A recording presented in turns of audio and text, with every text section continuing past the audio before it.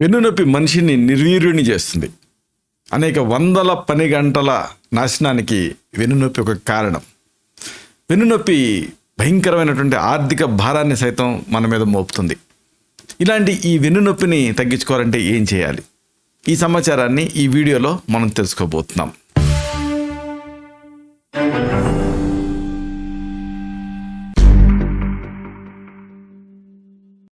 మిత్రులారా నమస్కారం. నేను మీ డాక్టర్ చిరుమామిళ్ళ మురళి మనోహర్.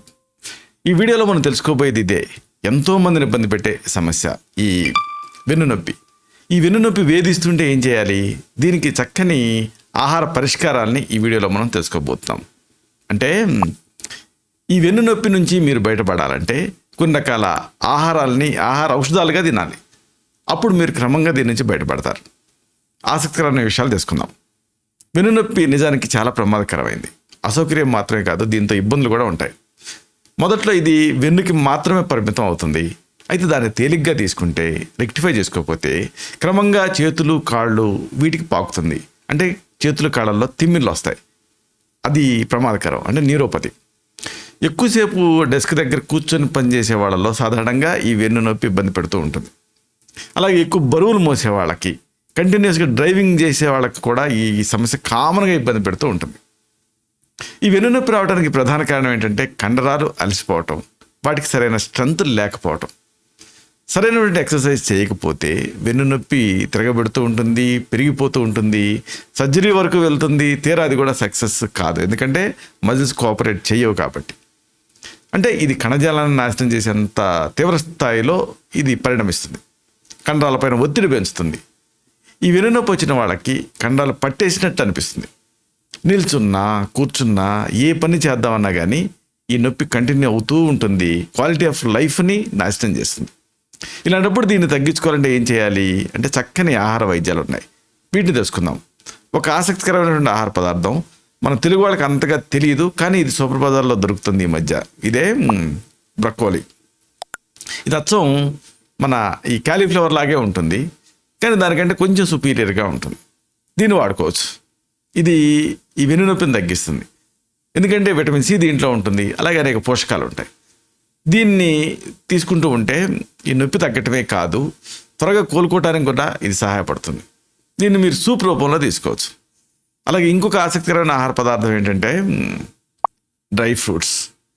ఈ ఎండు ఫలాలు, వీటిని కూడా మీరు యథోచితంగా తీసుకోవాలి. దీంతో కూడా మంచి ఫలితం ఉంటుంది. శరీరంలో ప్రోటీను, ఫైబరు, ఇతర పోషకాలు ఇవి తగ్గటం వల్ల, లేకపోవటం వల్ల వెన్ను తాలూకా కండరాలు బలహీనపడతాయి, వెన్నునొప్పి వస్తూ ఉంటుంది. కాబట్టి ఈ పోషకాల లోపాన్ని తీర్చుకోవాలి. దీనికి డ్రై ఫ్రూట్స్ తింటూ ఉండండి. అయితే డ్రై ఫ్రూట్స్ని రాత్రంతా నానబెట్టి ఆ తర్వాతే తినాలి, ఇది గుర్తుంచుకోండి. అలాగే ఇంకొక ఆహార పదార్థం గింజలు, అంటే ఈ విత్తనాలు. వీటిని కూడా మీరు ఆహార రూపంలో తీసుకుంటూ ఉండాలి. చియా గింజలు, అవిసె గింజలు, ఇలాగ అనేక గింజలు. వీటికి అనేక ఆరోగ్య ప్రయోజనాలు ఉన్నాయి. వీటిలో వెన్నునొప్పిని తగ్గించడం కూడా ఒకటి. వెన్నునొప్పి నుంచి ఇవి ఉపశమనాన్ని ఇస్తాయి. అంతేకాదు ఇతరత్ర కూడా ఉపయోగం వీటితో ఉంటుంది. అలాగే ఇంకొక ఆసక్తికరమైనటువంటి గింజలు ఏంటంటే లిన్సీడ్ గింజలు.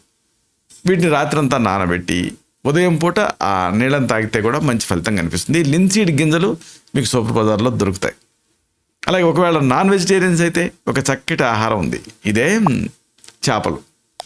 చేపలని ఒకవేళ మీరు నాన్ వెజిటేరియన్స్ అయితే యథోచితంగా తీసుకుంటే వెన్నునొప్పిలో ఉపశమనం లభిస్తుంది. ఎందుకంటే దీంట్లో ఒమేగా 3 ఫ్యాటీ యాసిడ్స్ ఉంటాయి. ఒమేగా 3 ఫ్యాటీ యాసిడ్స్ లోపం వల్లనే అలసట, నొప్పి ఇవన్నీ వస్తూ ఉంటాయి. కాబట్టి ఈ నొప్పి ఒకవేళ తీవ్రంగా ఉంటే చేపలు తిని చూడండి. వారానికి ఒకసారి ఒమేగా 3 ఫ్యాటీ యాసిడ్స్ ఉండే ఈ చేపలను తీసుకోవచ్చు. లేదు అవిసె గింజలను కూడా తీసుకోవచ్చు ఒకవేళ వెజిటేరియన్స్ అయితే. ఇలాగా వెన్నునొప్పిని అశ్రద్ధ చేశారనుకోండి. మా దగ్గరికి వెన్నునొప్పి అంటూ వచ్చేవాళ్ళు చాలామంది ఉన్నారు. అంటే మొదట్లో అశ్రద్ధ చేస్తారు, ఆ తర్వాత తీవ్రతరం అవుతుంది, ఇంకా పెయిన్ కిల్లర్స్ వాడతారు, దాంతో సైడ్ ఎఫెక్ట్స్ వస్తాయి. ఆ తర్వాత ఆల్టర్నేటివ్ మెడిసిన్స్ గురించి ఆలోచిస్తూ ఉంటారు. కానీ అప్పటికే చాలా డ్యామేజ్ జరుగుతుంది. కాబట్టి ముందే దీని నుంచి జాగ్రత్త పడాలి. ఇలాంటి మరిన్ని ఇన్ఫర్మేటివ్ వీడియోస్ కోసం ఈ ఛానల్ సబ్స్క్రైబ్ చేసుకోండి.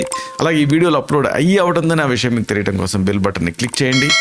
అందుకంటే ముఖ్యంగా ఇలాంటి చక్కటి విషయాలు 10 మందికి ఉపయోగపడటం కోసం వీడియో తాలూకు లింక్ని మీ సర్కిల్స్తో షేర్ చేసుకోండి.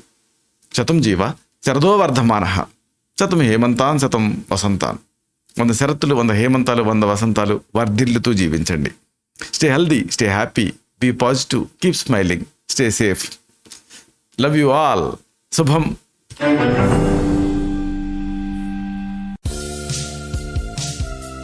Doctor Chirumamilla Murali Manohar, MD Ayurveda, Raksha Ayurvedalaya, plot number 13, Rammurthy Nagar, CBCID colony, Hydernagar, Hyderabad 5,85,000, Telangana state, India. Landmark Kukatpally area, metro train pillar number A663. Email muralymanohar2008@gmail.com. Website address www.muralymanohar.com.